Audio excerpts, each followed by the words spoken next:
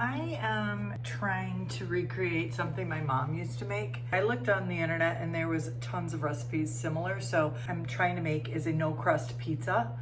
And this is ground beef, and I've seasoned it with some salt, pepper, garlic powder. I actually added some nutritional yeast and some almond flour to kind of hold it together, and 1 egg. This is the crust. I'm gonna put it in the oven for about 15 minutes, get it browned, drain off the grease, and then I'm gonna top it just like a pizza and then bake it, let it sit, and we'll eat it like pizza. Okay, well this shrunk a lot, so it's like a slice of no crust pizza, but what I'm gonna do is assemble it.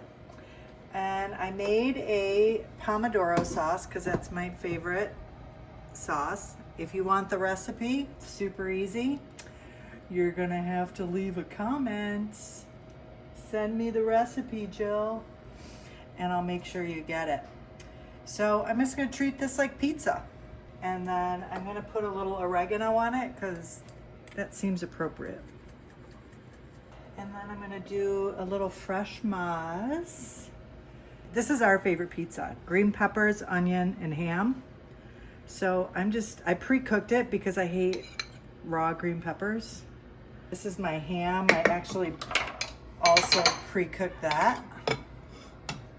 And not a pepperoni person. So I have a willing participant in a taste test. This is my husband, and this is the no crust pizza. And he's gonna try it. It's our green pepper, ham, onion on a ground beef crust. It's really good. You're not a ground beef guy, so I'm not a ground beef guy. It's weird. I love steak. I love beef. I just don't really love ground beef. And this is good. You can't really taste like that weird beefy flavor. And it's clean. It's clean. The mozzarella is good. The Pomodoro is awesome though. You should probably give that recipe out. It's really good.